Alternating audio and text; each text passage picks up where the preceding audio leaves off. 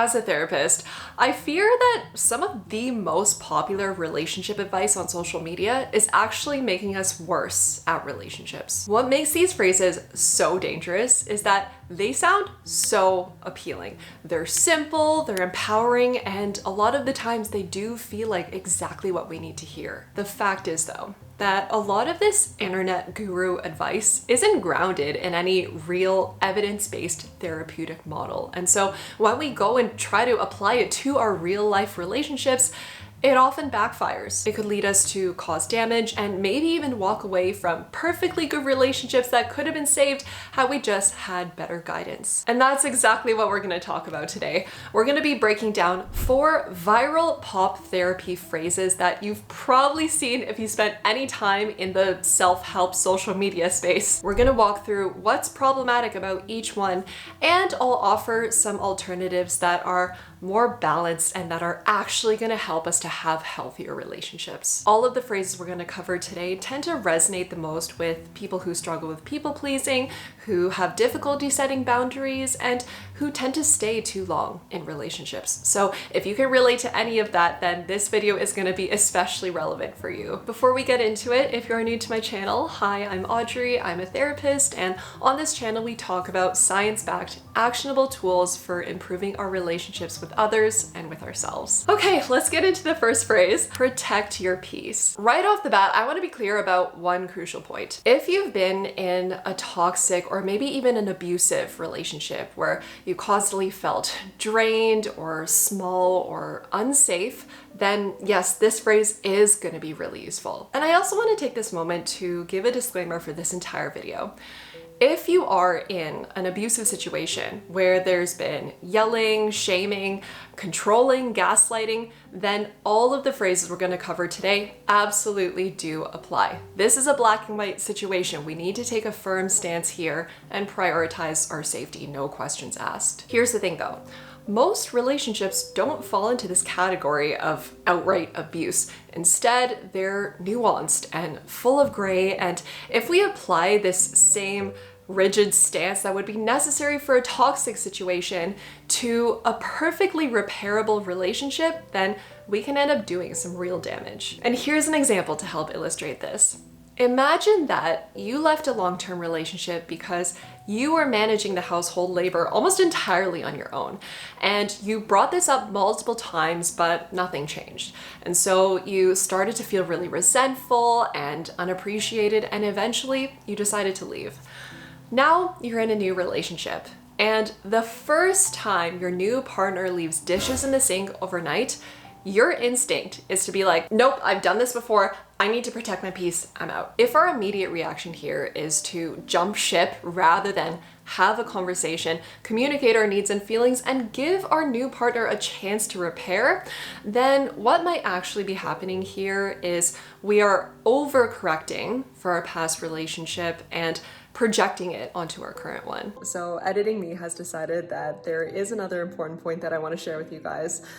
Because this phrase is so oversimplified, it makes it way too easy to justify ending a relationship the moment you feel any discomfort rather than putting in the effort to communicate and work through issues. The truth is that even in the healthiest relationship, we're gonna feel hurt, annoyed, frustrated, and not peaceful sometimes, and that's not a red flag, that's reality. So if this is someone who you trust and care about, and they do something that disturbs your peace, and you know that they don't mean any harm, then they deserve a conversation and the chance to repair. If you're not sure how to start this kind of conversation, then I have made a video on how to bring up hard things in a healthy way, and I'll leave it linked over here for you to check out if you'd like. So here's the alternative to protect your peace that I'd like to propose.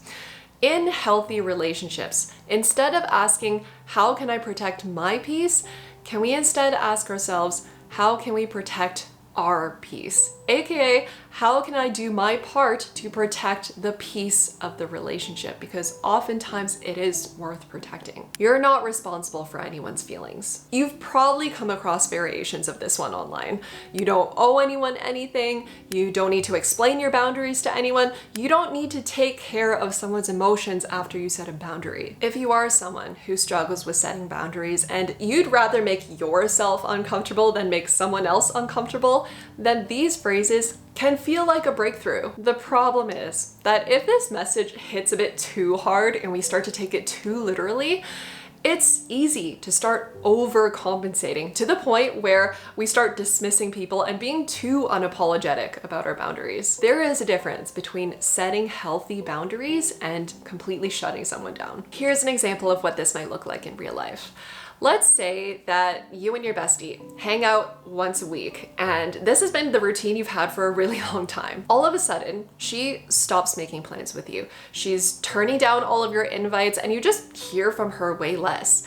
And when you ask her what's going on, she's like, nothing. When clearly there's something. What you don't know is that she is secretly launching a YouTube channel, and that's what she's been spending all of her free time on instead of hanging out with friends, but she's been too embarrassed to tell anyone. So from your perspective, it feels like you've been left completely in the dark. You're confused, you're worried, and you're wondering if you did anything wrong, and you're hurt. The reality is that in close relationships, we do affect each other. We're supposed to. That's the sign that you and this person are close. Like if a friend were to suddenly pull away and you didn't even notice, that would probably tell you something about how close you guys even were to begin with. So if someone we care about is hurt because of something we did or a boundary we set, that doesn't mean that there's a problem with the relationship. It means that we matter to them. And it's hard to think of things that are more special than that. And in these moments, it is our responsibility to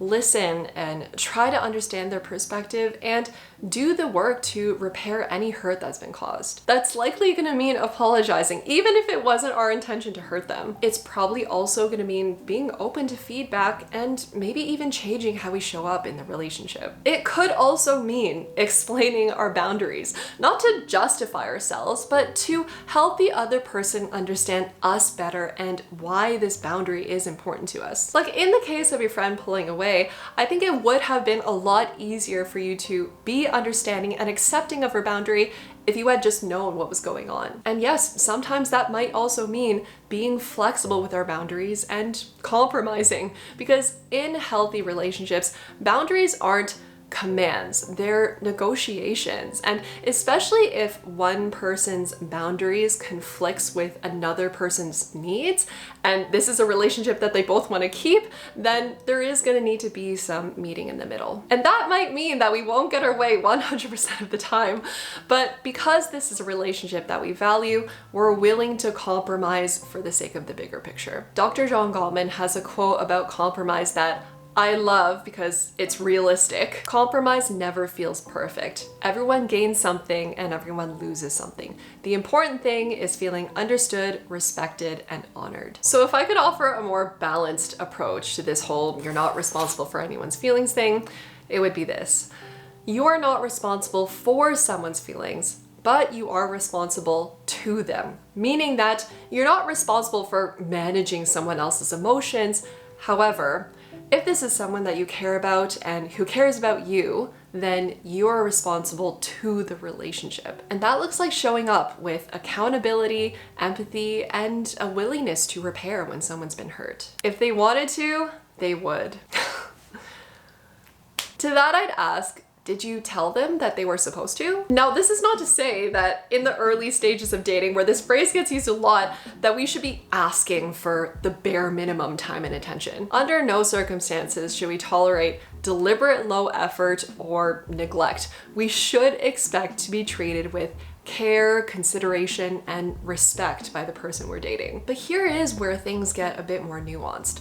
we each have a different definition of what being treated with care, consideration, and respect looks like because we each have our own unique needs and expectations in relationships. Especially early on when we're still getting to know each other, it is our responsibility to show our new partner how we want to be cared for. And that requires us to openly and directly communicate our needs. I know, this is not what a lot of us want to hear. It's tempting to think that I shouldn't have to ask, they should just know, because we want to believe that someone loves us and understands us so well that they should instinctively know what we need. However, the reality is that our partner can't read our minds, and if we don't voice our needs and expectations to them because we believe that, well, if they wanted to, they simply would, we're setting them and the relationship up to fail. And that's exactly why I'm not a fan of this phrase. It pushes us to jump to conclusions about why someone isn't putting in the effort that we want to see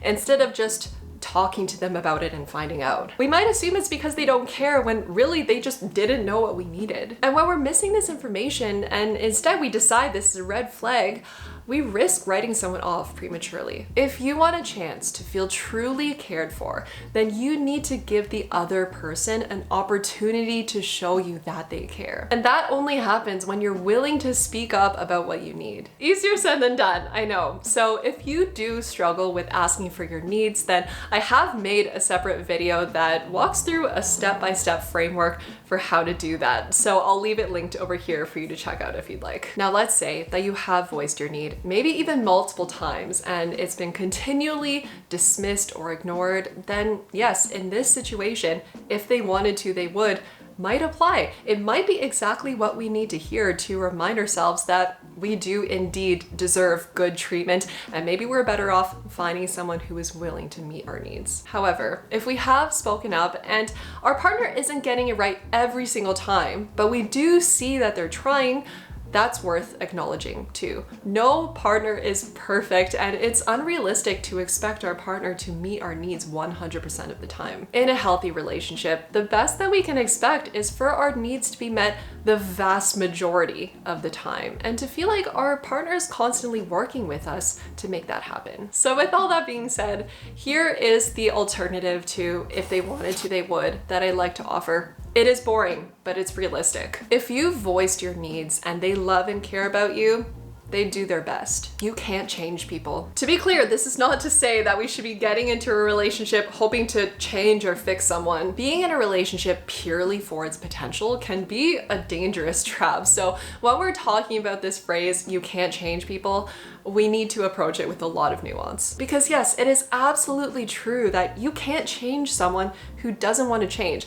They have to be ready and motivated themselves, and that's not something that you can do for them. But the other truth is that people do change. Think about how much you have changed, maybe just even in the past year. You've had new experiences, you've been shaped and influenced by them. You're probably a bit wiser, more emotionally intelligent, more mature, and maybe you've even picked up a few new healthy habits along the way. So to assume that people never change or that they can't change is not very fair to them. And I fear that this phrase is leading us to give up on people too quickly because we think like, well, that's just who they are. It really shuts down curiosity, and it discourages us from putting in the effort to really understand someone and work through issues. But Audrey, I hear you ask, if people can change, then how do we encourage that without coming off like we're trying to control them? Great question. First and foremost, if someone's behavior is negatively impacting your well-being, then we absolutely should speak up and ask for change. There's a difference between asking for a change in how someone treats you and trying to control them. And here's the other piece to this. Relationships are dynamic, interdependent systems where you and the other person each make up 50% of this system. So if you change something about your 50%, the way that you show up and show care and communicate, then that's going to influence the other person's 50% and affect how they show up too. And I love this quote from Esther Perel, one of my heroes. She says that it takes two people to create a pattern, but only one to change it. The change that you want to see could start with you, because in close relationships, we do influence each other. We inspire each other to learn and grow, and ideally grow together. So here is the healthier alternative to "you can't change people" that I'd like to propose. It is another quote by the Queen, Esther Perel. If you want to change the other, change yourself. If there's one message I hope you take away from this video, it's this: we can't be applying black and white advice to something as complex and nuanced as a relationship. And when we do, we risk doing unnecessary harm, not just to the other person, but to ourselves. We need to consider our individual context first before we take something we see on the internet as absolute truth and cut someone off because of it. We need to ask ourselves, have I been curious? Have I given this person time? Have I given this person a fair chance? Honestly, it was hard for me to narrow it down to just 4 phrases for this video. I could easily make a part 2 and break down even more problematic relationship advice on the internet. So if you would be interested in a part 2, let me know in the comments and I'd love to make that for you. Also, let us know in the comments if there's any other popular but toxic relationship advice that you've come across, because we gotta look out for each other out here. And finally, please share this video with anyone who you think might benefit from it. And as always, I hope you're doing well. I appreciate you, and I will see you next time. Bye.